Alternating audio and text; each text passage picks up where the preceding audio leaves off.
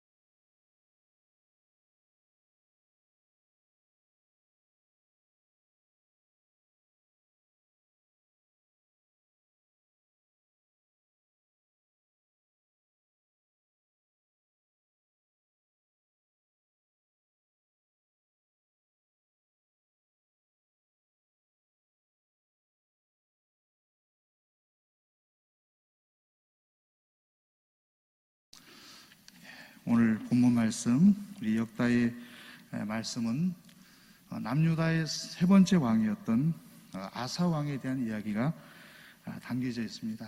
이 아사 왕은 남유다를 41년간 통치하였습니다. 이 아사 왕의 행적을 오늘 본문의 말씀을 통해서 우리가 평가하게 된다면 하나님을 철저하게 의지하는 삶을 살아갔던 인생이라고 평가를 할 수가 있습니다. 특별히 오늘 본문에서는 아사 왕이 여호와를 의지하는 삶의 두 가지 모습을 잘 증거를 해주고 있습니다. 이 첫 번째는 아사 왕도 마찬가지고 우리의 신앙도 마찬가지지만 여호와를 의지하는 삶은 자기 개혁입니다. 사람은 누구나가 완벽할 수가 없고 성서에 나오는 것처럼 모든 사람이 죄인이기 때문에 자기를 날마다 죄와 싸워서 승리하는 삶을 살아가는 것이 자기 개혁의 하나의 방편입니다. 오늘 본문 말씀을 보시면 남유다에 있었던 제방 이방 제단과 산당을 없이 했다. 3절에 기록이 되어 있습니다. 그리고 석상과 아사레상을 찍어버렸다. 그리고 남유다 백성들에게 하나님의 뜻을 찾게 했다라고 4절에 기록되어 있고 율법과 명령을 실천하게 했다는 것입니다. 하나님의 말씀을 선포하고 그들이 하나님의 말씀을 쫓아서 살아가도록 남유다의 아사왕은 자기 개혁을 이루었다라는 것입니다. 5절에서도 성읍들에 있는 남유다에 흩어져 있었던 산당들과 태양상을 없이 하는 개혁을 했다라고 기록이 되어 있습니다. 이러한 통치를 통해서 주신 하나님의 은총이 무엇입니까? 그 땅 가운데 평안함이 있었다는 것입니다.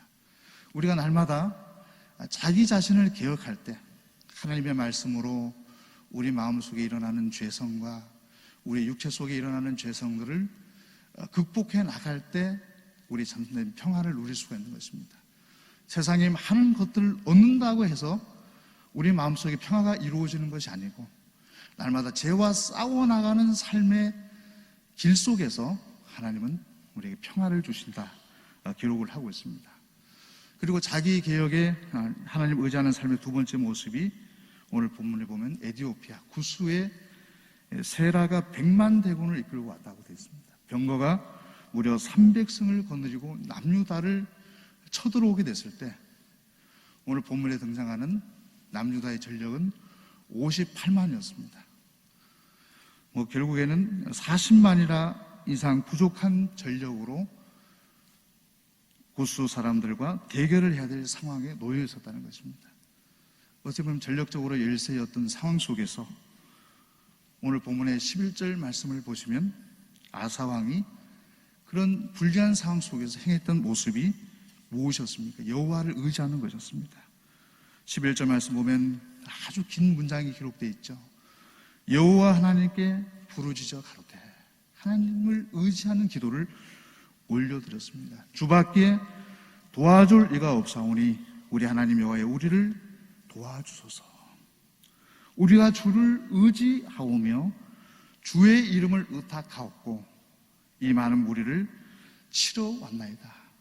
군사력으로 구스와의 대결을 한 것이 아니라 주의 이름을 의탁해서 구스와 대결하러 왔다는 것입니다. 여호와여 주는 우리 하나님이시오니 원컨대 사람으로 주를 이기지 못하게 하옵소서. 하나님을 철저하게 의지하면서 자기 외적인 문제 앞에서 하나님 앞에 기도하며 나아가게 됐을 때 12절의 말씀을 보십시오. 여호와께서 구스 사람을 아사와 유다 사람 앞에서 쳐서 패하게 하시니 구스 사람이 도망하는지라. 하나님을 의지한다는 것은 저는 두 가지의 신앙의 여정을 걸어가는 것입니다. 우리의 마음속에 일어나는 죄성을 우리 날마다 하나님의 말씀으로 극복해 나가는 삶이고, 또 한 가지는 우리의 신앙생활을 해나갈 때 외적으로 우리를 핍박하는 사람들이 있습니다. 가족 중에도 있을 수가 있고 직장 속에서도 우리를 핍박하는 이들이 있을 수가 있습니다. 그때마다 오늘의 아사 왕과 같이 하나님 앞에 도움을 청하는 것이고 하나님을 의지하는 삶을 살아가게 됐을 때 하나님은 그 가운데 승리를 허락해 주신다는 것입니다. 그래서 오늘 본문의 말씀을 통해서 남유다가 얻게 된 유익함이 무엇이었느냐. 첫 번째로는 자기 계획을 통해서 평화를 하나님께서 허락해 주셨을 때 많은 성읍들을 견고하게 건축했다라고 기록이 되어 있고, 전쟁을 통해서 많은 전리품을 얻게 해주셔서 남유다의 재정적인 유익함도 허락해 주셨다는 것입니다. 오늘 본문을 통해서 우리에게 보여주실 하나님은 어떤 하나님이십니까? 우리 함께 읽어보겠습니다. 하나님을 의지하는 자를 도우시는 하나님이십니다. 하나님은 자신을 의지하는 자를 도와주십니다. 더불어서 오늘 본문을 통해서 우리에게 주시는 교훈이 무엇입니까? 하나님을 의지하는 자는 승리의 삶을 살아가게 되어져 있습니다. 최근에 제가 지금 우리 시온성교회 교구에서도 이제 전환신방을 하고, 또 예전교회에서도 이제 전환신방을 통해서 이제 신앙적인 상담을 하는 성도님들이 계셔서 같이 신앙적인 상담을 하게 되면서 참 놀라면서도 한편으로는 우리 성도님들의 삶이 바로 이런 현실이구나라는 것을 깨닫게 된 계기가 있었습니다. 다 직분자였음에도 불구하고 저에게 그런 얘기를 하시는 겁니다. 목사님, 이 문제만큼은 하나님께서 해결하실 수 없을 것 같습니다. 심지어는 무당에게 찾아가서 이방신의 도움을 받고 싶은 마음까지도 들었습니다. 저는 충격적이었습니다. 직분자이셨고 신앙생활을 한두 해 하신 분들이 아니고 20년, 30년을 하신 성도님들임에도 불구하고 삶에 닥쳐오는 위기 속에서 이 문제만큼은 하나님께서 해결할 수 없을 것 같습니다. 심지어는 제 마음속에 우상에게 찾아가서 그 문제의 해결함을 얻고 싶습니다라는 이야기를 들었을 때 참 한편으로는 충격적이면서도 또 한 가지로는 우리 성도님들의 마음이 그만큼 참 어려운 시대를 살아가고 있구나라는 생각을 하게 되어졌습니다. 세월호 사건도 마찬가지죠. 그 수많은 학생들 중에서 크리스찬이 얼마나 많이 있었는데 하나님은 그들을 버려두셨는가라는 사회적인 문제 앞에서도, 그 문제뿐만 아니라 수많은 문제 앞에서 그런 질문을 하게 되어졌을 때 과연 하나님은 살아계신가라는 질문을 하게 되고, 과연 하나님은 우리의 삶 속에 진정으로 개입을 하고 우리를 도와주시는가. 오늘 본문의 말씀처럼 아사왕과 같이 하나님 앞에 기도하고 하나님 앞에 메어 달리면은 진정으로 하나님께서 응답해 주신다는 것이 나의 삶 속에도 적용되는 말씀인가 라는 질문 앞에서 성도님들 가운데서는 의심을 하기도 하고, 내 문제에서는 하나님께서 개입하지 않으실 것 같다는, 이건 성서의 이야기지 나의 이야기가 아니다라고 생각하는 성도님들이 계신 것 같습니다. 그러나 분명한 것은 하나님의 개입하심은 오늘 본문에 등장하는 것처럼 눈에 보이는 개입도 있지만은 눈에 보이지 않는 영적인 승리도 있다는 것을 꼭 기억을 하셔야 됩니다. 한 가지 예를 들어서 조금 전에 말씀드렸던 세월호 사건도 마찬가지입니다. 저희들은 그 속에서 분명히 하나님께서 배를 다시 띄워주시지 않으셨고, 그것 속에서 많은 학생들이 비명 속에서 죽어갈 때 그들의 생명이 다시금 살지는 못했습니다. 그러나 분명한 것은 하나님께서 그 믿는 하나님의 백성들을 그 자리에서 그냥 두시지 않으시고, 하나님은 분명히 그들과의 1대1의 만남을 통해서 하나님은 그들의 마음속에 평안함을 주시고 그들을 하나님의 나라로 조금 더 일찍 그들을 울려 보내주셨을 것이라는 것입니다. 성경 공부할 때도 제가 한번 말씀을 드렸지만은 야구를 할 때 알루미늄 빠따가 위험하죠. 타자가 빠따를 탁 쳐서 그것이 청중 속으로 날아가서 청중의 머리를 쳐게 됐을 때 생명을 잃을 수도 있는 상황이 되어졌을 때 어떤 생각을 하십니까? 하나님께서 알루미늄을 물과 같이 녹여주시면은 그 청중이 죽지 않을 것이다. 그때 어떤 질문을 답을 드렸습니까? 알루미늄을 다 녹아버리게 하면은 이 지구상의 건물들이 무너지면 수많은 생명들이 죽게 됩니다. 그래서 하나님은 자연의 법칙을 존속하시는 것입니다. 그러나 그 사건 속에서 하나님은 개입을 하셔서 그들의 문제를 해결해 주시는 분이시다라는 것입니다. 세월의 현장 속에서 분명히 하나님은 함께 그들과 탄식하셨고, 그들의 고통 속에서 하나님은 그들과 함께 울부짖으시면서 그들의 생명을 구원해 주셨을 것이라는 것입니다. 우리는 눈에 보이는 구원도 있지만은 영적인 승리도 있다는 것을 기억을 하셔야 됩니다. 따라서 확실한 것은 하나님께서 오늘 본문에 나와 있는 것처럼 아사왕과 같이 자기 개혁의 삶을 살아가며 외적인 핍박 속에서 하나님을 의지하고 기도하는 성도에게 분명한 승리를 주신다는 것은 확실하다는 것입니다. 이것을 의심해서는 안 된다는 것입니다. 따라서 우리가 끝까지 여호와 하나님을 의지하는 삶을 살아가셔서 우리에게 육체적인 승리, 현실적인 승리뿐만 아니라 영적인 승리도 허락하신다는 것을 꼭 경험하시고 그 신앙을 우리 사랑하는 후손들에게도 간증할 수 있는 우리 믿음의 성도님들이 다 되시기를 간절히 축원합니다. 은하게 기도드리겠습니다. 아버지 하나님, 어제부터 이틀간 교육자 수련회가 열리고 있습니다. 우리 시온송교회를 향하신 하나님의 아름다운 계획을 목회자들이 먼저 듣기를 원합니다. 아버지 하나님께서 수련회 기간 동안에 2021년도에 우리 시온송교회를 향하신 하나님의 아름다운 계획하심들을 교육자들에게 먼저 보여주시고 교육자들의 마음속에 거룩한 꿈과 비전을 품게 하여 주셔서 내년도에는 우리 시온송교회가 더욱더 하나님이 보시기에 아름다운 교회로 세워주시는 역사가 나타나게 하여 주시옵소서. 저희들은 믿음이 연약하고 여전히 죄인이라서 하나님을 온전히 의지하지 못함을 이 시간 고백합니다. 이 문제만큼은 하나님께서 해결할 수 없는 문제입니다라고 아우성을 칠 때도 있습니다. 그러나 하나님은 이 우주 만물을 창조하셨고 우리의 모든 생사화복을 주관하시는 분이심을 고백합니다.